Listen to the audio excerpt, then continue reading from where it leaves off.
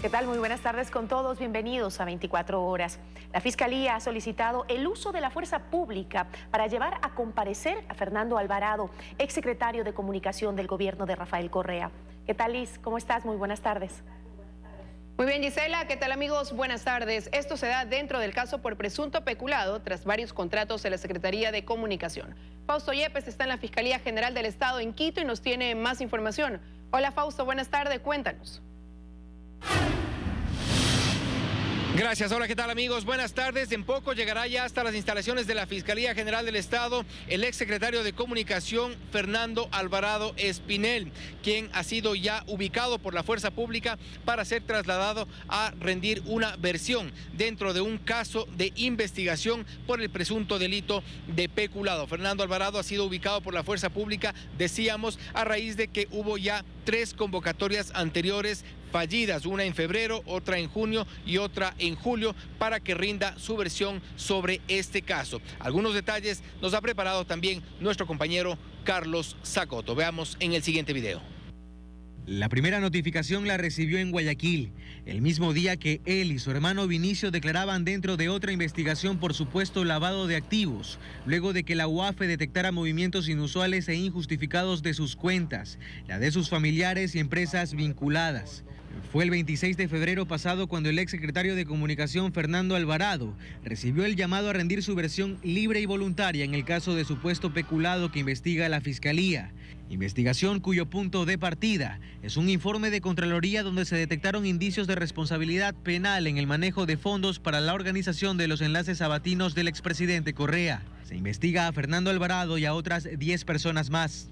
Durante 5 meses, la Fiscalía ha llamado a Alvarado a rendir su versión voluntaria dentro de este caso sin éxito alguno, pues el exfuncionario no ha asistido a ninguno de los 3 llamados. Razón por la que este lunes la fiscal del caso, Jessica Córdoba, envió un oficio a la Dirección Nacional de la Policía Judicial e Investigaciones para que con uso de la fuerza pública se lleve hoy a declarar a Fernando Alvarado. Nos comunicamos vía telefónica con el exfuncionario, quien aseguró que la Fiscalía se ha negado a tomar su versión vía Skype, como lo ha hecho por ejemplo en el caso Balda, y que ante esta negativa se ha visto obligado a regresar al país, como muestra en este escrito, pues actualmente reside en Ghana, donde afirma trabajar para una empresa que le ofrece estabilidad laboral hasta fines de este año. El exsecretario de Comunicación descartó que haya sido aprehendido y que se encuentra camino hacia la capital desde Manabí para rendir su versión de forma voluntaria. En el mismo escrito, la defensa de Alvarado sostiene que el exfuncionario permanecerá en el país hasta este viernes 10 de agosto. Carlos Zacoto, 24 horas.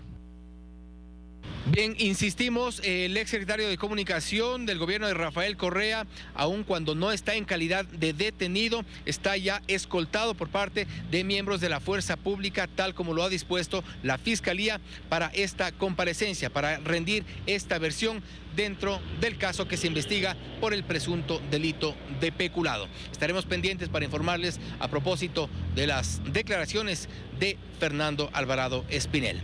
Hasta aquí nuestro informe, seguimos con ustedes y más en los estudios. Amigos, buenas tardes. Buenas tardes para ti también, gracias Fausto.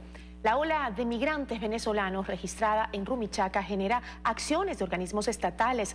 El propósito es evitar caos en la circulación vehicular, peatonal y riesgos para los mismos migrantes. Los policías fueron los primeros en llegar a primeras horas del día para colocar vallas en el centro de atención fronteriza y el puente internacional, copado por los migrantes venezolanos que llegaron masivamente desde el fin de semana. Para identificarles y encolumnarles y de igual forma enviarles a las carpas. La salud de los migrantes es una de las prioridades de las autoridades, con más de 25,000 venezolanos atendidos en los últimos 3 meses, principalmente por casos de ansiedad, deshidratación, resfríos y cansancio extremo. Y también movilizamos unidades móviles, como en este caso, cuando se superan las 6,000 personas acá en el puesto de Rumichaca. El temor a que Colombia cierre sus fronteras lleva a la desesperación de los venezolanos que intentan ingresar a Ecuador, saturando la atención migratoria en esta zona fronteriza. El día domingo fue un poco traumatizante llegar acá, de hecho fue muy fuerte por la cantidad de venezolanos que llegamos acá a la frontera. Se estima que al menos 10,000 venezolanos llegaron a Rumichaca desde el fin de semana, cantidad que asombra a los mismos migrantes que permanecen varios días hasta sellar sus pasaportes. 4 o 5 días pasando hambre y miseria aquí bajo la lluvia, bajo el frío, ¿me entiendes? En tan solo los 8 primeros días que lleva el presente mes se registran ya más de 15,000 venezolanos que ingresaron a Ecuador por esta frontera. En Rumichaca, Jairo Jacome Ortega, 24 horas. La ley de fomento productivo entrará en vigencia en septiembre, luego de que se publique en el registro oficial cumpliendo los plazos legales. Una parte de dicha ley pasó por el Ministerio de la Ley al no recibir apoyo en la Asamblea Nacional. Sin total respaldo y por partes, así pasó el veto a la ley de fomento productivo en el Pleno de la Asamblea Nacional. Esto, según legisladores oficialistas y de oposición, responde a falta de consensos. El gobierno no tiene capacidad para articular los acuerdos necesarios para que se procesen las leyes que son importantes para el Ecuador. Por lo tanto, tienen una ley que no sé si es que les sirva al gobierno para superar el problema de liquidez que tiene. Porque cada bancada tiene sus intereses. Es decir, la votación de las 66 objeciones del Ejecutivo se dio en 3 bloques. El primer grupo incluyó objeciones de forma y temas relacionados con incentivos para la inversión, arbitraje internacional y otros. Este pasó con 84 votos a favor y 39 abstenciones. El segundo bloque tuvo únicamente 56 votos favorables, 3 negativos y 63 abstenciones, por lo que no pasó. Este incluía las reglas macrofiscales para el equilibrio económico y la deuda. Y en el tercer bloque, los legisladores se ratificaron en su texto en varios artículos. ¿Cómo queda entonces la ley? Lo explica el legislador Luis Fernando Torres. El gran ganador es el presidente porque su veto se impone, sea que haya allanamiento expreso o sea que no haya votos para el allanamiento. La falta de apoyo en el legislativo para las objeciones de las reglas macrofiscales y el límite del endeudamiento se traduce en su paso por el Ministerio de la Ley. Según Torres, el texto queda con menos controles. En el veto hay más flexibilidad, mientras en el texto que aprobó la Asamblea había, digamos, más rigidez, de tal manera que era más difícil para el gobierno endeudarse y gastar. Mientras legisladores correístas mantienen cuestionamientos, desde el bloque oficialista hay apoyo a esta ley. Ojalá sirva para mejorar económicamente al país. Esta, la segunda ley económica del gobierno del presidente Moreno, será enviada al registro oficial cumpliendo fechas. Una vez que hayan transcurrido los 30 días desde que el presidente Lenín Moreno vetó la ley. Es decir, la totalidad del texto entrará en vigencia en septiembre. En Quito, María Gracia Costa, 24 horas. Conductores aseguran que si sube el precio de la gasolina súper, migrarán a Ecopaís. Expertos en mecánica automotriz no recomiendan bajar la calidad del combustible. De concretarse el análisis del gobierno, el galón de súper pasará a costar 75 centavos de dólar más. Es decir, usted pagaría $3 por galón. De ahí que hay quienes ya están pensando en alternativas. Uno de ellos es Carlos, es taxista y diariamente gasta con subsidio $20 en tanquear su carro. Tengo un Nissan, pero yo le pongo súper nomás, por conservar el motor, pero ahora tengo que utilizar nomás Eco. Walter utiliza Súper y Ecopaís dependiendo de su situación económica en ese momento. Confiesa que de eliminarse el subsidio se quedaría con la última. Yo creo que sería una alternativa más económica. En el país se despacha gasolina Súper con 90 octanos y Eco con 85 octanos. Quisimos conocer mecánicamente cuál es la diferencia si se decide cambiar de gasolina. En los vehículos de sistema de inyección electrónica no es recomendable mezclar el combustible, por lo que lleva componentes eléctricos que son muy costosos, que eso le acorta la vida útil. Al cambiar el combustible le acorta la vida útil, como el aceite, sensores de oxígeno, catalizador. Y para quienes piensan que con un aditivo extra mensualmente se compensa la baja de calidad, esto fue lo que nos dijeron. Bueno, sí, recupera un poco el octanaje de la gasolina, pero debidamente debe ser un combustible bueno. Le va a pistonear el carro, le va a desarrollar menos. Son algunos cambios que usted mismo como dueña va a sentir en el vehículo. 144 millones de dólares este año nos cuesta a los ecuatorianos subsidiar la gasolina súper. Esta es la que menos se utiliza y la que menos ayuda del gobierno tiene. Joana Ramos, 24 horas. Seguimos informando en 24 horas. El Consejo de Participación Ciudadana Transitorio decidió solicitar otra terna para superintendente de mercado. Además, el organismo aprobó el informe de evaluación al Tribunal Contencioso Electoral. Paul Coello informa. En una brevísima sesión, el Consejo de Participación Ciudadana y Control Social Transitorio solicitó al presidente de la República, Lenín Moreno, enviar una nueva terna para el cargo de superintendente de control de mercado, desechando a los otros postulantes. Además, aprobó el informe de evaluación al Tribunal Contencioso Electoral. se requiere al licenciado Lenín Moreno Garcés, presidente constitucional de la República, remita una nueva terna para la selección y designación de la primera autoridad de la Superintendencia de Control del Poder de Mercado. Además, el transitorio reveló cómo se va a llamar a concurso para los nuevos vocales electorales.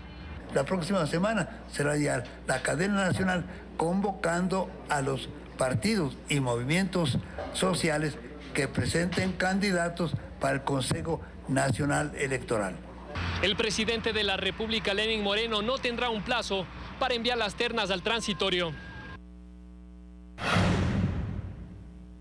2 días les quedan a los jueces de la Corte Constitucional para que presenten por escrito sus pruebas de descargo frente a la evaluación del Consejo de Participación.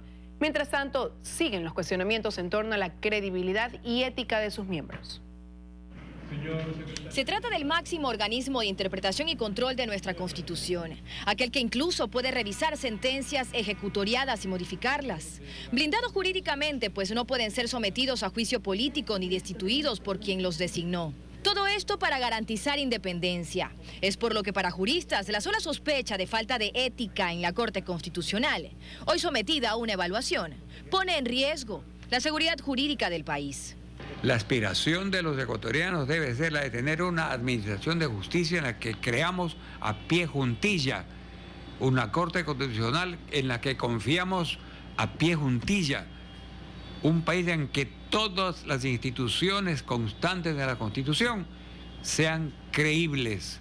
Y más tomando en cuenta que 3 de los jueces de la Corte están siendo investigados por la Fiscalía, luego de que la UAFE reportara movimientos financieros inusuales e injustificados. Manuel Viteri, quien lleva 10 años en el cargo con un patrimonio de $459.000. Consta también Tatiana Ordeñana, quien en la Corte lleva desde el 2012 y tiene un patrimonio de $471.000 según lo declarado ante Contraloría. Y aparece también Roxana Silva, jueza constitucional desde el 2015, con un patrimonio de $857.000.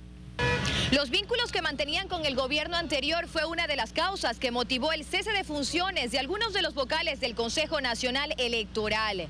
A esta Corte Constitucional también se le cuestiona su cercanía con el gobierno de Rafael Correa. Al menos 7 de los 9 jueces hoy en funciones en la Corte han ocupado cargos en el gobierno anterior. Con experiencia en el campo al que van a desempeñar sus funciones, para no llevar a gente aventurera, desconocedora de lo que van a hacer y que para no actuar mal se asesoran de 20 o 30 asesores. 2 días les queda a los magistrados de la Corte Constitucional para que presenten por escrito sus sustentos frente al informe de evaluación del Consejo de Participación Ciudadana Transitorio. Dayana Monroy, 24 horas. 2 días le quedan a los jueces de la Corte Constitucional para que presenten por escrito sus pruebas. Vamos con otros temas. Le contamos que la Agencia de Regulación y Control Minero sanciona a la empresa minera Ecocorriente por incumplimiento en normas de seguridad. Entre otras quejas del personal de trabajadores y transportistas que laboran en la mina ubicada en Taidaine, en la provincia de Zamora Chinchipe. Así está el ambiente en el proyecto Mirador Tundaime en la Cordillera del Cóndor, tras la clausura emitida por Arcón, por presuntos problemas de inseguridad que la Coordinadora de Trabajo Comunitario de Ecocorriente asume están corrigiendo. En relación al pronunciamiento de Arcom, se están realizando todos los procedimientos técnicos y administrativos que la normativa nos exige. Tras la muerte de un conductor, lo que causó reacciones de transportistas y trabajadores, el prefecto de Zamora Chinchipe intervino y denunció que habrían muchas quejas por supuesto maltrato a quienes allí laboran. Todos estos hechos, todas estas denuncias de estos últimos días ha conllevado que el Arcom suspenda los trabajos totalmente al interior del proyecto Mirador. Ante este malestar, la empresa Ecocorriente habría implementado acciones para tomar medidas con las subcontratistas, que serían las responsables de los problemas que se han presentado. Ellos plantean de que no se dan las garantías por parte de nuestras contratistas. Nosotros ponemos a conocimiento de que internamente Ecocorriente tiene un sistema de quejas y reclamos que no solamente es directamente para quienes son colaboradores de Ecocorriente, sino también para los que son los colaboradores de nuestras contratistas. La clausura emitida por Arcón es por 10 días que se cumplirán el próximo viernes, pero también habría sanciones del Ministerio de Ambiente aún vigentes. En Tundaime, Zamora Chinchipe, Wilson Cabrera, 24 horas. La Plaza de la Independencia en el centro histórico de Quito fue el escenario del ensayo por la gesta libertaria de 1809, que conmemorará el primer grito de la independencia. En el ensayo participaron los soldados del Grupo Granaderos de Tarqui y del Batallón Libertadores. Ante esta fecha se realizarán varios actos culturales en el Palacio de Carondelet, entre ellos la gimnasia con fusiles, a cargo de representantes de las Fuerzas Armadas. Desde las 9 horas habrá representaciones del proceso histórico de la Revolución Quiteña con personajes históricos. En los cuales utilizamos los fusiles Manglister y los fusiles Mauser, que fueron utilizados en las batallas de épocas antiguas, en la época colonial. La fanfarria militar es un grupo de soldados que participan tocando instrumentos de viento a caballo. Realizan un toque, marchas militares, a comunicar a los reyes, a los príncipes, que ya se acabó el combate y que han salido victoriosos. Para que el personal, para que la gente se motive y recordemos este tipo de fechas.